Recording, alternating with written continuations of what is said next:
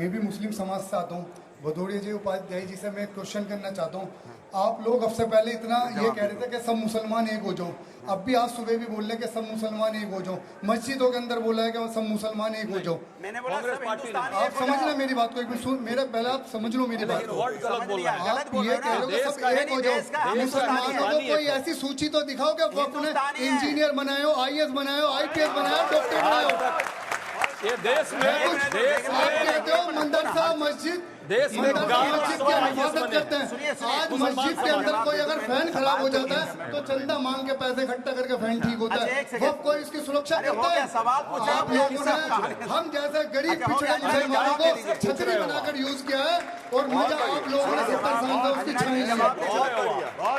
मेरा सवाल उन लोगों से है जो लोग इस बिल का विरोध कर रहे हैं। मैं उनसे जानना चाहता हूं कि वो लोग भारतीय हैं और आज भी भारत का संविधान मानते हैं, भारतीय कानून को मानकर चलते हैं, तो अगर ये बिल भारतीय संविधान के दायरे में आता है तो उनको समस्याएं क्या क्या हैं?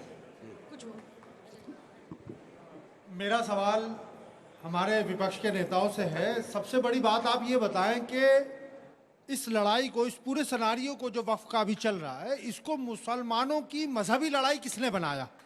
आज आप इसको एक मजहबी लड़ाई के एतबार से लड़ रहे हैं।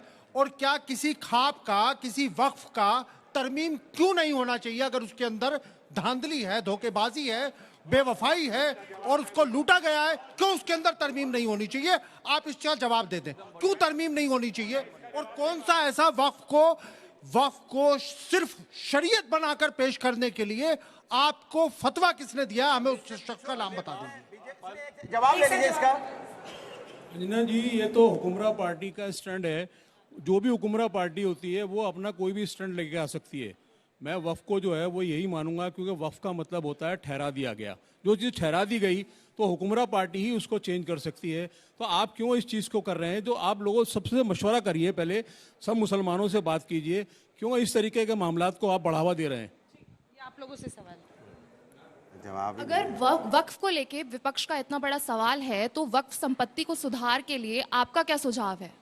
सर, अगर जो अनुच्छेद इसमें लाया गया है जो ये बोलता है कि 5 साल से अगर कोई मुस्लिम प्रैक्टिस कर रहा है सिर्फ वही वक्फ को डोनेट कर सकता है, तो मैं सर की बात से सहमत हूँ जो बोल रहे हैं कि ये उन लोगों के सुरक्षा के लिए लाया गया है जिनको जबरन कन्वर्ट करके उनकी प्रोटेक्शन के लिए लाया गया है। पर उनका क्या जो कि अपनी मर्जी से कन्वर्ट करे हैं, जो स्पेशल मैरिज एक्ट के थ्रू जिन्होंने शादी करी है और वो अपनी मर्जी से रिलेशन प्रोफेस कर रहे हैं, तो उनका क्या वो अपनी प्रॉपर्टी या कोई भी चैरिटी डोनेट नहीं कर सकते हैं? इसका जवाब बिल्कुल मैं अभी दे दूं इसका जवाब।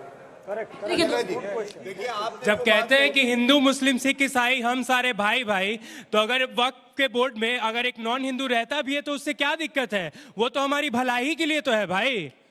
सर, पंखा भी खराब होता है तो चंदे का पैसा देके ठीक कराया जाता है। वक्त का पैसा किसकी जेब में जा रहा है? देखिए, उन्होंने बोला कि कोई IPS IAS बने कि नहीं बने।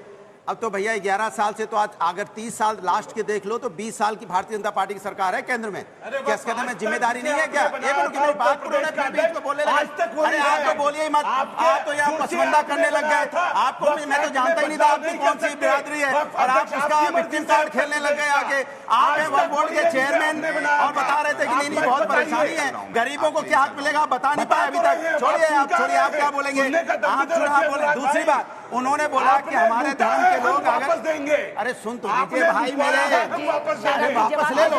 किसने रोका है आपको भाई सरकार में? इन्होंने अभी बोला कि भाई अगर मुस्लिम जो उनके वक्फ बोर्ड में है अगर मेंबर नॉन मुस्लिम ही चला जाए तो सिख ईसाई है तो क्या गलती है?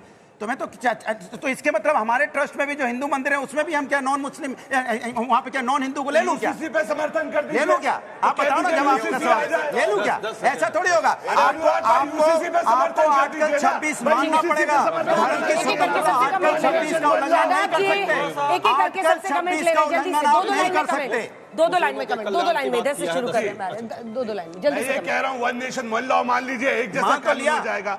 दूसरी बात मैं ये कह रहा हूँ, आपने पूछा आप कुछ कहीं नहीं 75 साल में बता दीजिए वक्त पे कितनी यूनिवर्सिटीज बनाई, क्या बताइए? कितने हॉस्पिटल बनाए, क्या कितने हॉस्पिटल बनाए, कितने मेडिकल कॉलेज बनाए, कितना रोजगार दिया, कितनी महंगाई दूर की? तो आएगा अभी हमारे पास। 70 साल का रट्टा चल रहे हो। बोलेंगे फिर डिस्टर्ब करेंगे, बोलने नहीं दूंगा मैं भी। आपने बोलने नहीं दिया और अरे क्या? आप सुन कहा रहे हैं आपने बोलने आप कहाँ तो दिया? मुसलमान को नहीं बोलने दे रहे, दिक्कत मुसलमान पे आके गरीब मुसलमान को नहीं बोलने देते आप। अरे सुन लीजिए अंजना जी, आप ही पूछ रहे कीजिए जल्दी से, 2 लाइन चेयरमैन है जुनैद भाई का मैं जवाब दे रहा हूँ। सर सुन लीजिए सर, मैं एक की तो जवाब दे दूं, आपका भी दूंगा। साल से वक्फ के चेयरमैन तस्लीम Rahmani, will you stop sir, please? Chairman हूँ आपका। टाइम खत्म हो चुका है, 2 लाइन बोले, प्लीज स्टॉप सुन तो लीजिए, 75 साल वालों से भी पूछ लीजिएगा, हम 2 साल वालों का जवाब दे रहे हैं। सुन तो लीजिए मेरे भाई, हद हो गई भाई। देखिए ये बिल उस जुनैद भाई सुन के जाइए जवाब कर रहा है, एक लाइन जुनैद भाई सुन के जाइए, बैठ जाइए, हम देंगे जवाब को लूटा और ये बैठ जाइए। बिल लीगलाइज कर रहा है अरे उस लूट को। थोड़ी हो रहा है, सीधी बात है, ये एक लाइन अरे सर सुन तो लीजिए, लेकिन आप अपना नहीं बता रहे। अरे सुनो, आप बीजेपी के बनाए गए चेयरमैन हैं, आप बताइए रिपोर्ट कार्ड क्या है, आपका सुनिए तो सही। आप बताइए। आप इस सवाल का जवाब दे दीजिए कि इस सवाल का जवाब दे दीजिए कि वाकिफ जो वक्फ करने वाले हैं उसकी मंशा के मुताबिक।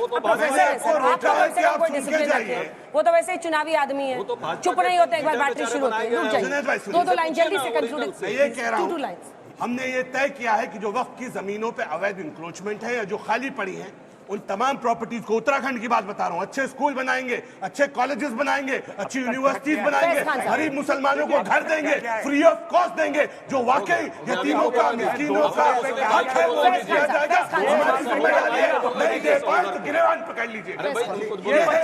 ये बच्ची का क्वेश्चन थोड़ा सा टेक्निकल है, मैं 2 लाइन में आंसर सर बच्ची का क्वेश्चन थोड़ा टेक्निकल है, 2 लाइन में मैं इसको आंसर दूंगा। स्पेशल मैरिज एक्ट लाया ही इसलिए गया है कि हिंदू हिंदू रह सके, मुस्लिम मुस्लिम रह सके।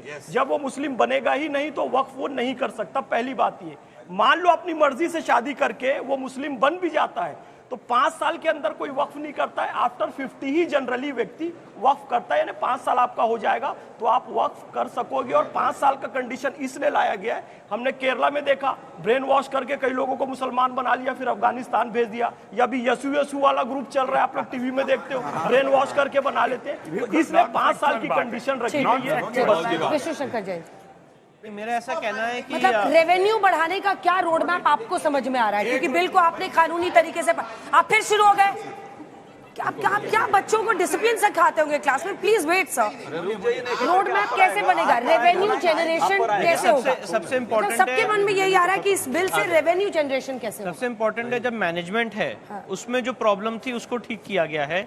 जैसे वक्फ काउंसिल बनाया गया है और वक्फ बोर्ड बनाया गया है।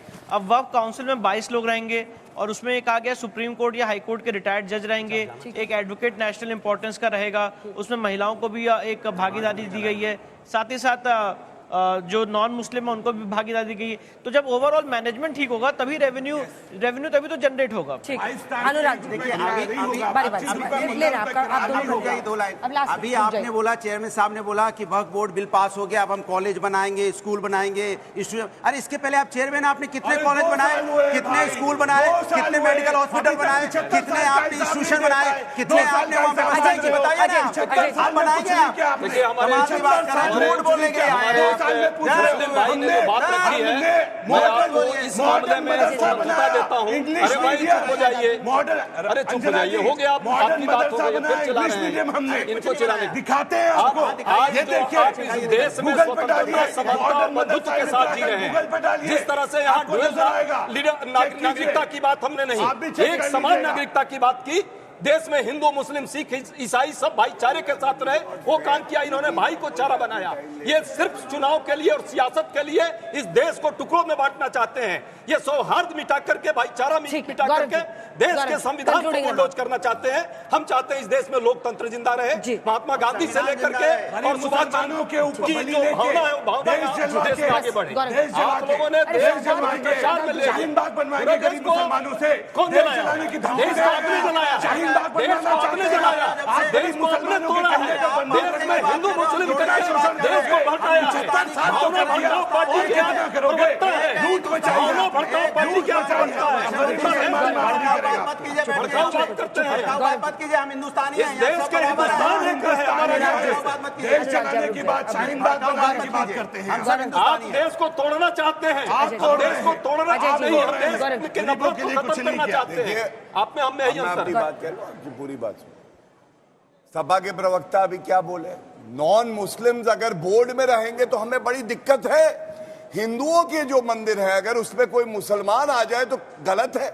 तो कुंभ मेले का चेयरमैन आजम खां को कैसे बनाया था, बताओ इसे, बताओ पहले। चुप, ये तो अपील में ना बोले, चुप कराइए, चुप कराइए। नहीं अंजना जी, फिर देना है ऑब्जेक्ट, अगर ऐसे डिबेट चलेगा तो फिर 2013 में प्रभारी मंत्री बनाया गया, मैंने प्रभारी मंत्री कुंभ का ही बनाया गया। फंस गए बेचारे गोल चक्कर में। चलिए अब दूसरी बात सुनिएगा।